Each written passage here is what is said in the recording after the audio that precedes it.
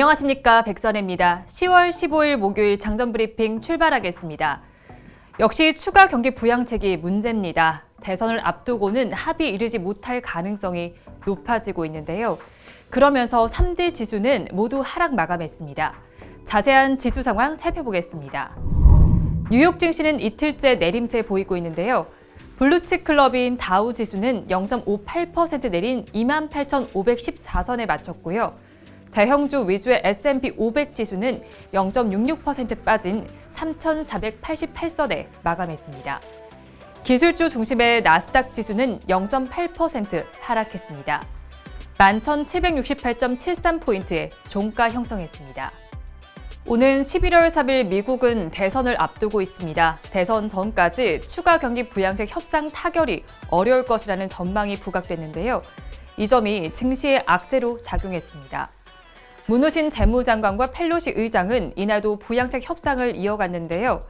문우신 장관은 일부 이슈에서 진전을 이뤘지만 부양책의 규모뿐만 아니라 정책 내용과 관련해서도 이견이 좁혀지지 않는다고 했습니다. 그러면서 대선 전 추가 경기 부양책을 합의하기 어려울 것이라고 밝혔는데요. 이에 펠로시 의장도 항공사 지원 단독 부양 법안의 타결 의향도 없는 상태라고 언급했습니다. 펠로시 의장 대변인은 양측의 대화가 건설적이었다면서도 코로나19 검사 계획 등과 관련한 이견이 여전하다고 말했습니다. 코로나19의 확산세도 지속되고 있습니다. 월스트리트 저널은 어제 미국 내 코로나19 신규 확진자 수가 5만 2천 명을 넘어섰고 일주일 평균 확진자 수도 5만 명 수준으로 다시 증가했다고 보도했습니다.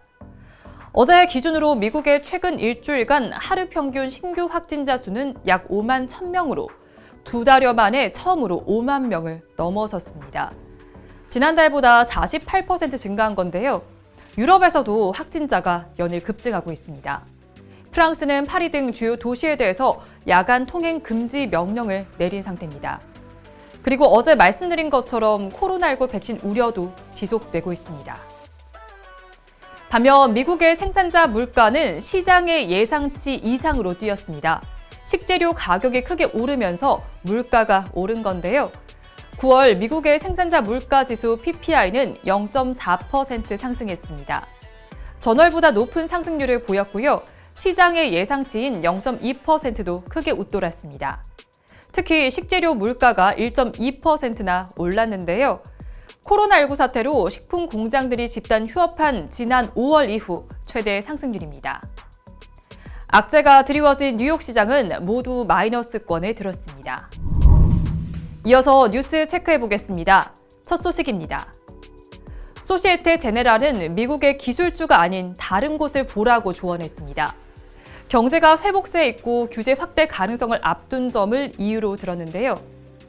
소시에테 제네랄의 전략가들은 기술주가 8월 말 전체 S&P 500 변동성에 64% 기여했는데 이는 2000년대 초반에 기술 거품 당시 약 70%와 그리 멀지 않다고 지적했습니다. 소시에테 제네랄은 아시아 기업의 3분기 첫 실적을 볼 때 또 다른 강한 실적 시즌을 예고하고 있다고 강조했고요. 유럽에서도 기회를 보고 있습니다. 이에 따라서 청정 에너지와 지속 가능한 이동성, 건설과 개보수, 유럽연합의 새로운 회복기금에서 나오는 환경 지출에 활용되는 순환경제 주식 바스켓을 만들었습니다. 억만장자 투자자인 론 베런이 테슬라가 시가총액 2조 달러 규모의 회사가 될 것으로 보고 있습니다. 베런은 앞으로 테슬라의 차량 판매는 매년 50%씩 증가할 것으로 믿는다면서 이같이 전망했는데요. 테슬라의 시가총액은 4,162억 달러입니다. 베런 자산운용사는 테슬라 투자로만 10배가량의 돈을 벌었습니다. 한편 테슬라의 주가는 어제 종가 기준으로 올해 들어서 400% 이상 올랐습니다. 네이버와 CJ그룹이 협력 방안을 추진합니다. 계열사 지분 교환 등을 통한 방법으로 진행하는데요. 네이버의 ICT 기술력과 막강한 플랫폼 경쟁력, 그리고 CJ그룹의 국내 1위 물류체인과 문화 콘텐츠 기획력이 합쳐지면 큰 시너지 효과를 낼 수 있을 것으로 기대되고 있습니다. CJ 대한통운과 CJ E&M, 스튜디오 드래곤 등 CJ 계열사 3곳과 네이버가 주식을 맞교환하는 방식이 유력한 것으로 알려졌습니다. 이 CJ 입장에서는 자신들이 제작한 문화 콘텐츠를 네이버가 보유한 다양한 플랫폼에 올릴 수가 있고요. 네이버는 자사가 부족한 경쟁력을 다른 기업과의 전략적 제휴를 통해서 채워나가는 방식을 자주 활용하고 있습니다.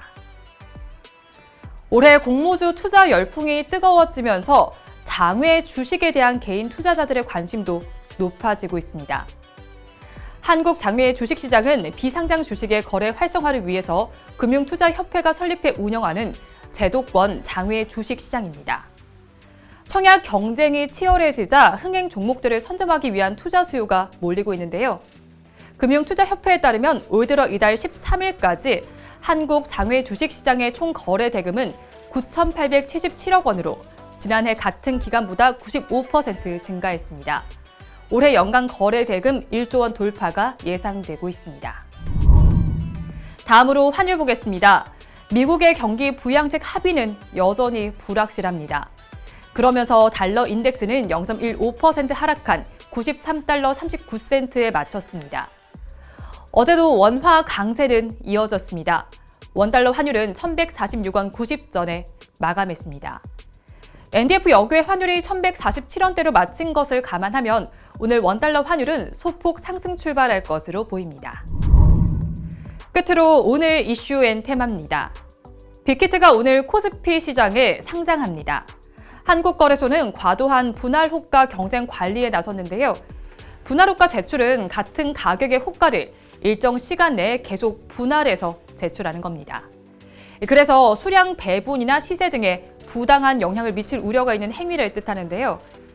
최근 공모가의 경우 첫날 200% 급등한 시초가에 출발하는 경우가 많아서 첫 거래일에 분할 호가 경쟁이 심해졌습니다. 이 방송 보시는 여러분들께서는 바른 방법으로 매수해 보시기 바랍니다. 항공사 관련 소식도 2개 있습니다. 먼저 제주항공 소식인데요. 기안기금운용심의회는 오늘 회의를 열고 제주항공의 기안기금 지원 요건 충족 여부와 필요한 자금 규모, 그리고 자금 용도의 타당성 등을 검토합니다. 이어서 에어부산은 오늘부터 부산과 칭다오를 오가는 노선 운항을 재개합니다. 오늘 2종목도 관심 있게 보시기 바랍니다. 판교에서는 제4회 판교 자율주행 모빌리티 쇼를 개최합니다. 오늘부터 17일까지 판교 테크노밸리에서 진행되는데요. 코로나19로 인해서 주목받고 있는 비대면 서비스에 접목 가능한 기술과 제품을 만날 수 있습니다. 자율주행차와 드론, 로봇 등 자율주행 모빌리티를 한눈에 볼 수 있는데요. 관련해서 자율주행차와 드론 테마의 변동성이 예상됩니다.